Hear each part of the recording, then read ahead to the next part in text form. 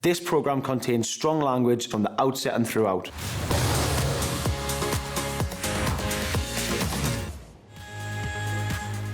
I remember kind of packing at my house. I remember a taxi pulling up.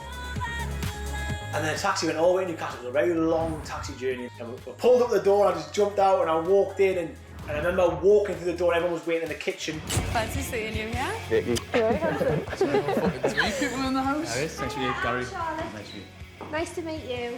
Like, obviously, I've seen Vicky. I know Vicky from like around town kind of thing. I knew me and James had been on nights out before and stuff, so I knew James. I was like, oh yeah. So yeah, I knew two people as soon as I walked in, so that, for me, massively helped.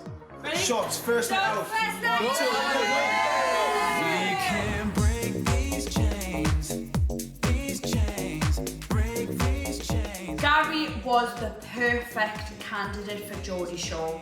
He was the lad that went out in Newcastle every single night. He was the lad that could drink and drink and drink and still couldn't really get drunk. And he was the lad that all the girls loved, but then loved to hate as well. He was Gaz, and I think he made a massive name for himself and he really lived up to it. It was just mad. It was just like, right, tonight you're going out again. Oh, this is a shit nightclub. Everyone's excited. Obviously, it's the first big night out. We've got one of the best clubs in town, and then the day we're all weekend millionaires times a billion.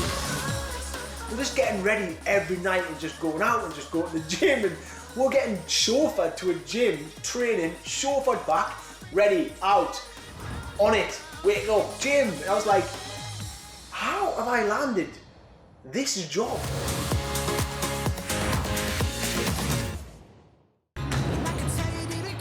I've always knew I'll be a dad at some point. I always did know that. If you ask me granddad or anyone, they'll always say like, nah, I knew Gary, he'd be a dad or whatever. So maybe it was just always in us. Emma just didn't get a massive bump. She was tiny, so I didn't really experience that when your bird's got a massive bump and it's like, whoa, there's a massive baby in there or whatever. Like, she was just so small. I think for a boy, it does not hit you until that baby is born. Like, a girl is carrying the baby the whole time, so they can feel the kicks and everything. We can't. So yeah, I don't think it really hit me until I kind of had Chester in my arms. Gary left Geordie Shore because he was going to be a dad. And when we had Chester, I seen another completely different side to him. The birth, it's just a mad experience in it. It's just, like, you try not to cry, but you can feel the tears building up, and I remember cutting the cord. The mad thing is, like, it feels okay in the hospital because you know it's like asking a nurse or whatever. You get home, like, it's just you and the baby starts crying.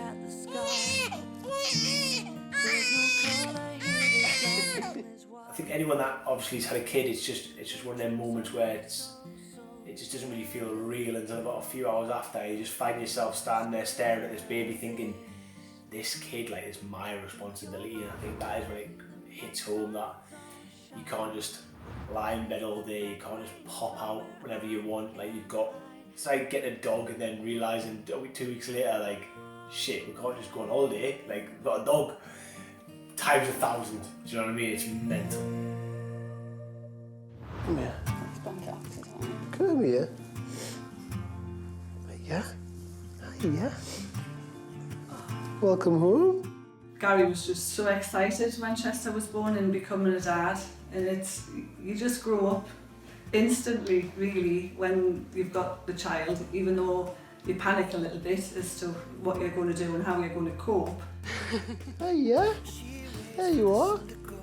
None of us would have ever thought Gary would be the first to have a baby. None of us, even the whole nation, not just us, everyone, never thought we'd see the day that Gary was the first person to have a baby on Geordie Shore.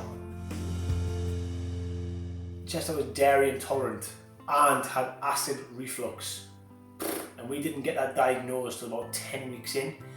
So we had 10 weeks of just screaming and we had ambulances at the house, it was just horrible. We just had to stick together, we just had to get through it. If you can get through that, like, we knew pretty much we were good. won't see the truth. Hey guys, it's Marnie here. If you want more Geordie OG videos like this one, then don't forget to like and subscribe now. What are you waiting for?